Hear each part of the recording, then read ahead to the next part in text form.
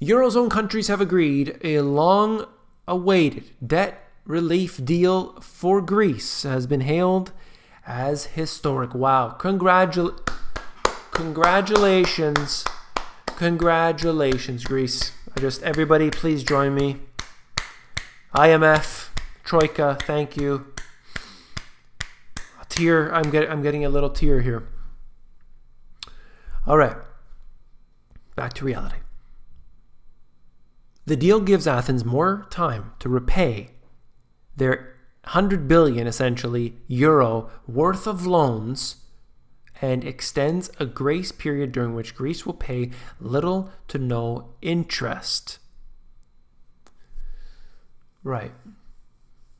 I'm interested to see exactly what the deal is all about. I want to know how much of their assets have been sold off. I want to know how many people actually favor the bailout. I'm sure it's 0. Giving them money doesn't do anything. If you give people money, it doesn't fix the problem. The underlying problem is not resolved. It's not resolved. So you can't fix it. They're just going to come back 3 years later and say, hey, where's all that money? Because you didn't solve the problem in the first place. You gave a drink to the alcoholic when he was having his hangover. It's better to have the hangover. That's what this is. I predicted the bailouts in Greece coming. I said the second bailout will come and more will follow. And of course, we're beyond 2. This is 3 now. It wouldn't surprise me to see a 4th one. Doesn't take a genius to figure that one out, that's for sure. Okay. I wanted to switch gears into China. I think this is very important, but it leads me back into my first point here.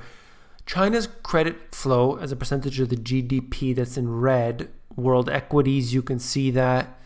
What they can see here is that we've got China's credit flow sort of leading the pack. It has that sort of, it becomes an indicator of what's to come.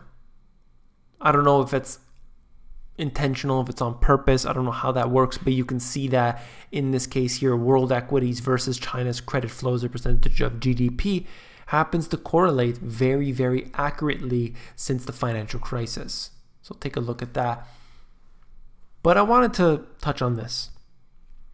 Once again, as I've been harping on, I'm sure thousands of you will agree, China has reduced or relaxed their lending standards yet again. China required reserve ratio for their major banks and their smaller banks have come down again.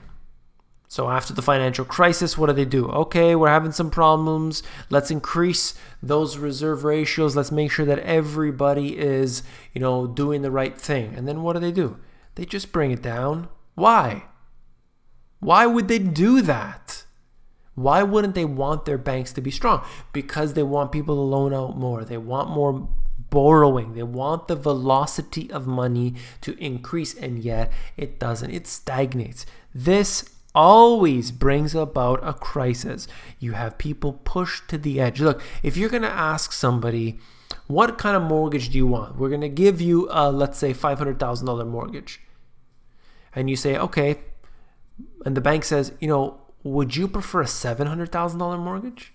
And they'll say, okay, well, what are my payments per month? Well, it's not that much per month because you're going to do it over a 30-year period. So this is what it's going to be.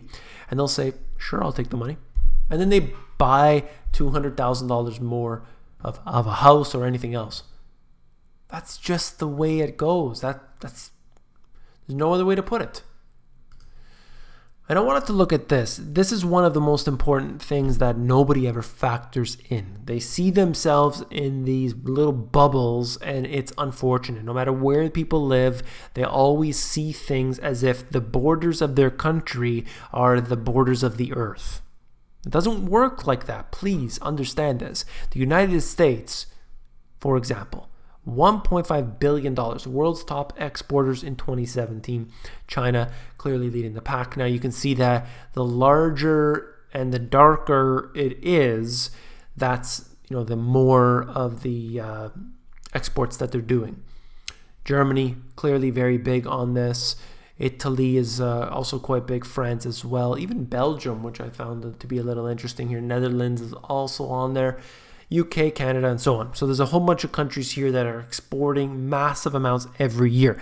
If you start to have trade tensions in between two countries, that's going to be a major, major disruption. Whether it is in China and the US, for example, that would be something very, very damaging, because these two partners are the biggest partners, okay? They have a lot of money exchanging back and forth. We also have many European nations which trade every single day, all different types of products that are going in between these different countries, back and forth and back and forth, and it makes these economies, do well. They are really reliant, many of them, on exports. That's very clear. They can sell the products to, let's say, if they have a lot of trees. Okay, let's take Canada, for example. Known for their lumber. Congratulations. So they have a lot of lumber here, more so than they need in their own country. So they can sell that to the US. But if the US decides to put tariffs on it, all of a sudden, Canada doesn't really want to sell as many to the US. People don't want to buy as many, you could say. And so they start to find other partners. They ask those in the UK, hey, do you want some? Hey, Netherlands, do you want some? Hey, Singapore, do you want some? Whoever it is, right? They can ask around, but that time in between is disruptive, because if a tariff gets put in place, there's a little wall that gets put in place, and that will take some time to find other partners. Where do we put the money? Do we, where are we going to take it, basically? And so we need, or the product, I should say, not the money, because other than, if not, they're going to be staring at a whole bunch of lumber sitting around, piling up in these stockpiles. And then often what happens is the government comes in and says, okay, we'll subsidize your industry. And then that's just more on the taxpayers. Understand what countries are exporting to who and what products they are exporting. That is very, very important to understand geopolitical tensions as well as global financial situations, right? Always know that. You don't have to know every export, of course, the country has, but it's good to know the basics, right? The major competitors, the major suppliers, and everything else. And you could see those big businesses that are involved in those countries, which, all ties into this. A very last thing I wanted to mention right here, in Sweden, cashless society, clearly very, very big. My friends in Sweden, hello. Just wanted to show you this. This is actually a translated article. I'm sure it's fairly close anyway. Here, the train ticket is pushed under the skin. It may sound like science fiction, but in fact, there are already a few thousand people in Sweden who can now blow their train, I don't think that's the right word, who can use their train ticket with the help of a microchip under their skin. So you literally inject it into the skin, and they come around. I watched a little video. They come around and they scan your hand instead of taking your ticket. I think this is a little ridiculous. I think they've gone a lot too far. Not the people in Sweden, but the so-called biohackers and all this that are injecting things into their body in order to make them more technologically advanced. I don't, if I happen to lose a credit card or some sort of digital payment method, it's unfortunate. But putting it in my hand is just not going to happen. I'm not going to allow that.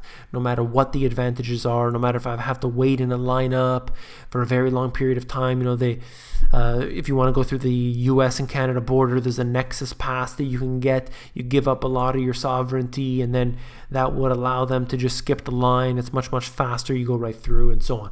I don't believe in that. I don't believe in giving my fingerprint anywhere. That's just the way I am. Wanted to mention it at the very end. If you're still here, thank you for watching me today. It's just a blessing to have people that are interested in the truth. If you found the video informative, please give me a thumbs up.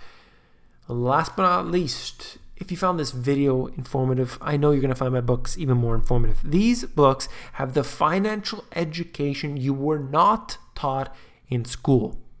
If you want to check them out, you can do that at Amazon. The links in the description are in the description, and if you're more interested in the audiobook version, you can get that at themoneygps.com.